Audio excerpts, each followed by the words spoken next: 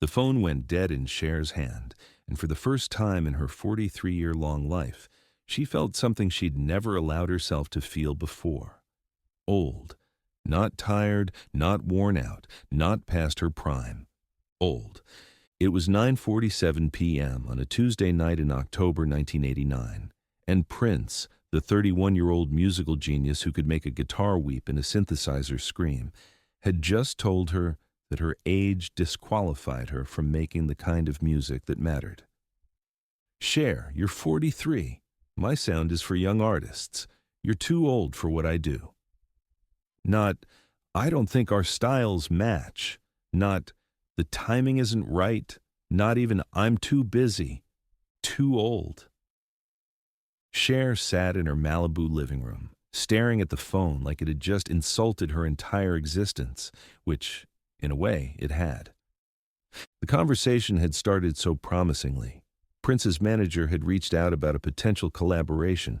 Prince was experimenting with new sounds, wanted to work with someone who had range, someone unexpected.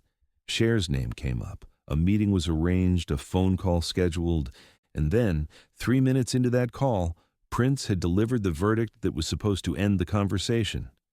"You're too old for what I do." Cher looked at the clock. 9:48 p.m. Then she looked at her car keys on the table. Then she did something that anyone who knew her could have predicted, and that Prince would never see coming. She stood up, grabbed her keys, and walked out the door. She was going to Minnesota. Here's what you need to understand about Cher in 1989. She was supposed to be irrelevant. The music critics had written her off. Her last album hadn't sold. Radio wouldn't play her.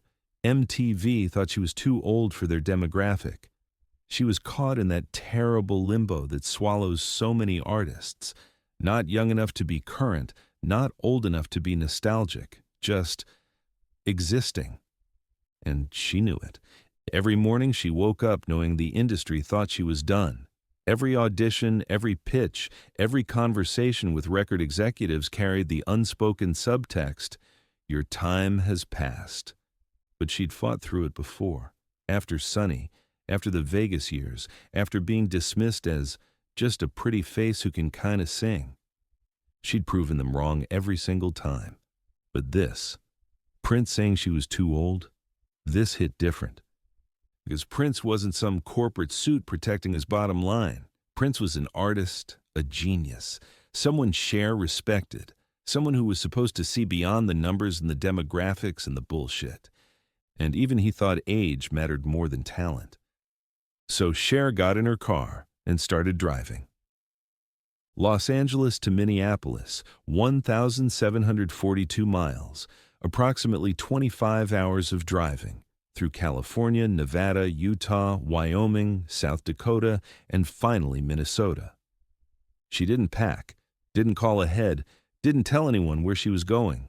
She just drove. Hour 1. Anger. Pure, white-hot rage at being dismissed because of something as arbitrary as age. Hour 5. Doubt. What if he's right? What if I am too old? What if I can't keep up? Hour 10. Determination. Fuck that. I'm Cher. I've been doing this since he was in diapers. Hour 15. Exhaustion. Coffee at a truck stop in Wyoming. 3 cups, black. The waitress recognized her. "Aren't you?" Cher just smiled and kept drinking. Hour 20. Clarity. This wasn't about proving Prince wrong. This was about proving herself right, again, like she'd done 100 times before. Hour 25. Arrival. Thursday, 11:34 p.m. Paisley Park Studios, Chanhassen, Minnesota. Cher pulled into the parking lot, turned off the engine, and sat there for a moment. Now what? The building was massive. Purple lights. Iconic. Prince's fortress of creativity where he'd created some of the most innovative music of the past decade. And Cher was about to walk up to the door, uninvited, unannounced, and demand he record with her. This was either the boldest or stupidest thing she'd ever done. She got out of the car. The security guard at Paisley Park, let's call him Marcus, 28 years old, worked nights, had seen everything from groupies to former presidents try to get through these doors, looked at the woman standing in front of him and did a double take. Ms. Cher. That's me. It's almost midnight. I know what time it is? Marcus looked at his clipboard. No appointment, no clearance, no heads up from management. Do you have a meeting scheduled? No. Is Prince expecting you? Absolutely not. Marcus blinked. Then I'm afraid I can't call him. Ma'am?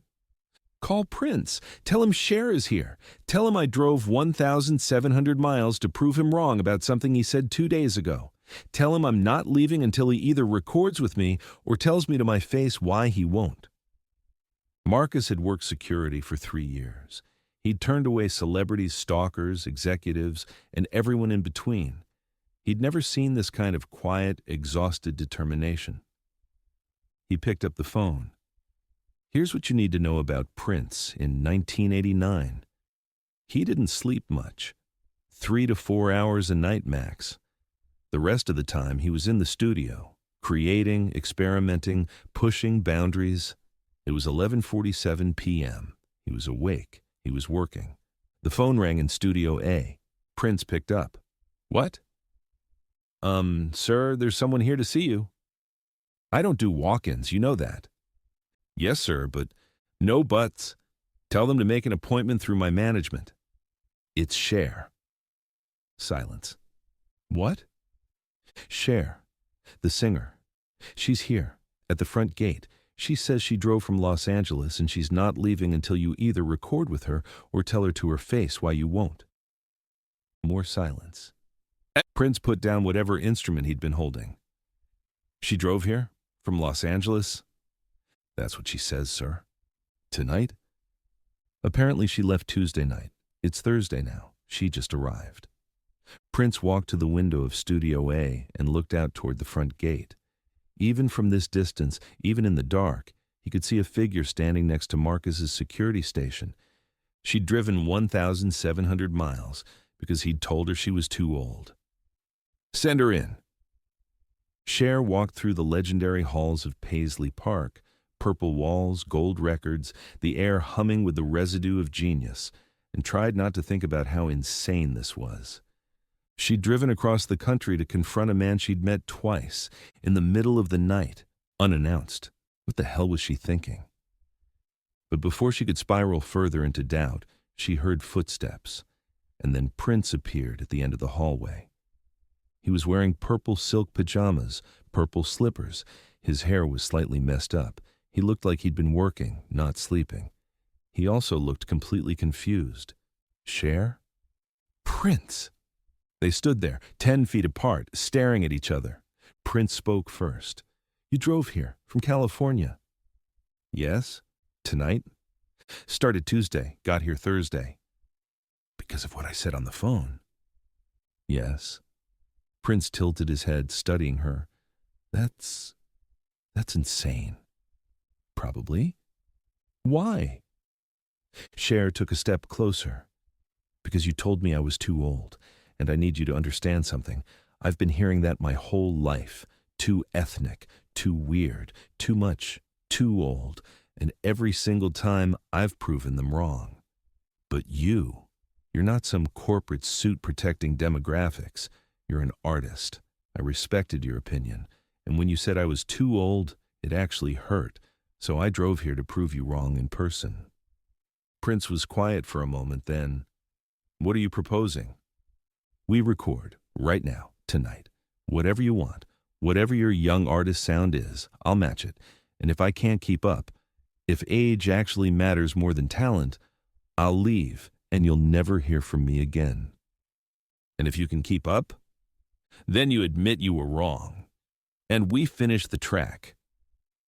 Prince smiled. Small, almost imperceptible, but definitely a smile. You drove 1,700 miles to challenge me to a musical duel. I drove 1,700 miles to prove that talent doesn't have an expiration date. Prince looked at her for a long moment. Then he turned and started walking down the hall. Studio A, follow me. We start in 5 minutes. Studio A at Paisley Park was a cathedral of sound, mixing boards that looked like they could pilot a spaceship, walls covered in acoustic panels, instruments everywhere, guitars, keyboards, drums, synthesizers, some Cher recognized, some she'd never seen before. And in the center of it all, Prince, now fully awake, setting up microphones and pulling out sheet music and programming drum machines with the focused intensity of someone about to prove a point. You know Kiss? Prince asked, not looking up. Of course. Sing it. Right now? Right now. No warm-up, no rehearsal, no preparation. Prince hit a button. The backing track for Kiss started playing. Cher stepped up to the microphone and sang. And here's what happened. She didn't try to sound like Prince. She didn't try to be young. She just sang. Her voice, her interpretation, her decades of experience poured into every note. When she finished, Prince stopped the track. Again. But this time, matched the synth line in the second verse. They did it again, and again, and again. For the next 6 hours, Prince threw everything at her. Complex vocal runs, syncopated rhythms, key changes mid-verse, harmonies that required perfect pitch, vocal effects she'd never used before, and Cher matched him. Step for step, note for note, not because she was trying to keep up with someone younger, because she was that good. She'd always been that good.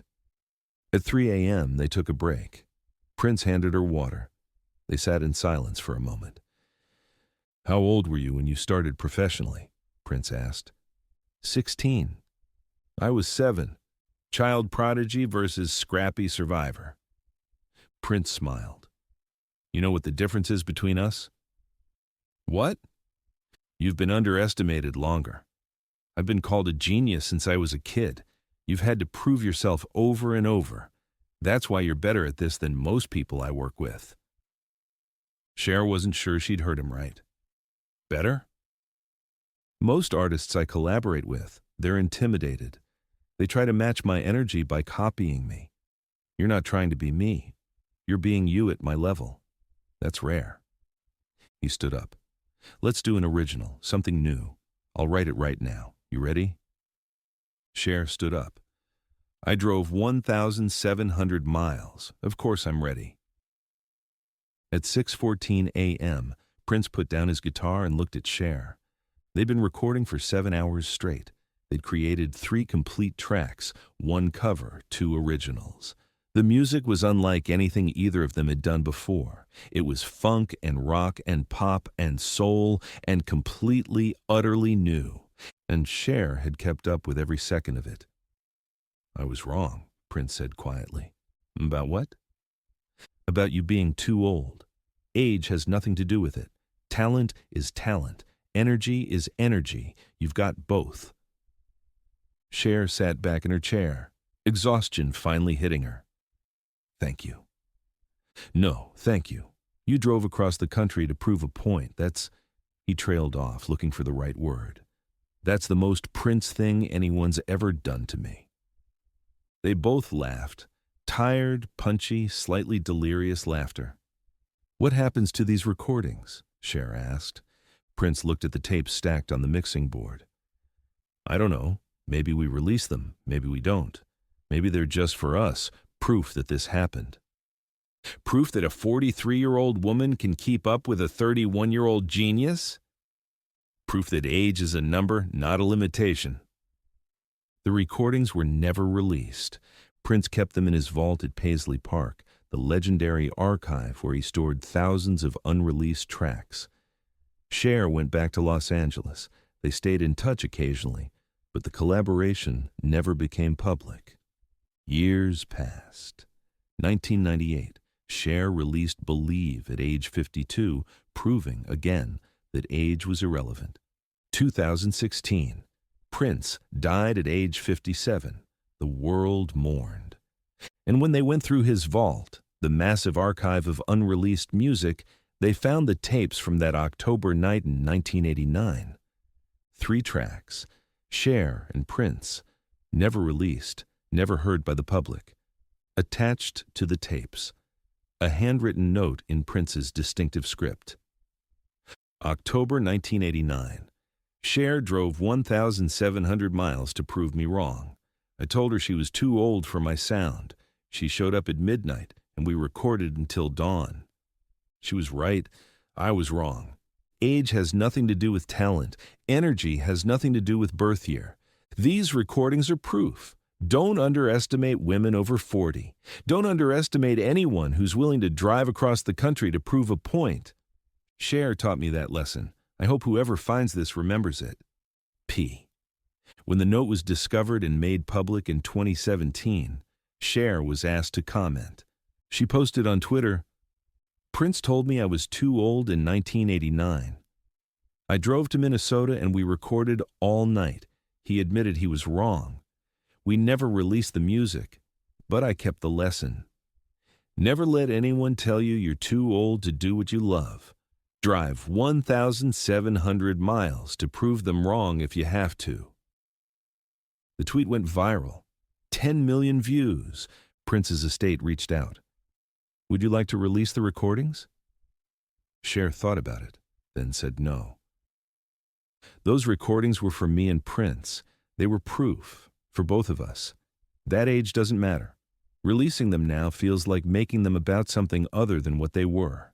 2 artists pushing each other to be better. Let's leave them in the vault. Let them be a secret that proves a point. In 2024, at 78 years old, Cher was asked about the Prince story in an interview. People ask me, "Why did you drive 1,700 miles? Why not just let it go? Why not prove him wrong with your next album instead of confronting him?" And here's my answer. Because I needed to prove it to myself. Prince saying I was too old confirmed every fear I'd ever had, that I was past my prime. That age would limit what I could do. That talent had an expiration date. I didn't drive to Minnesota to change Prince's mind. I drove there to prove to myself that I could still do it, that I wasn't too old. That talent and age are completely separate things. And when we recorded all night and he admitted he was wrong, that wasn't the victory.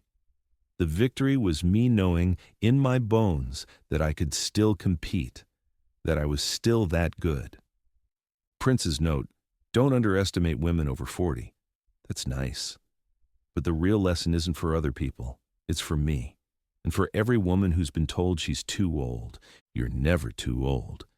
You just have to be willing to drive 1,700 miles to prove it." The story of Cher and Prince reminds us that the only expiration date that matters is the one you accept. Prince told Cher she was too old. Cher drove across the country and recorded until dawn, not to convince him, to convince herself. And 35 years later, she's still performing, still creating, still proving that age is just a number that has nothing to do with talent. The tapes remain unreleased, but the lesson is immortal. Never let anyone tell you you're too old, and if they do, drive 1,700 miles to prove them wrong.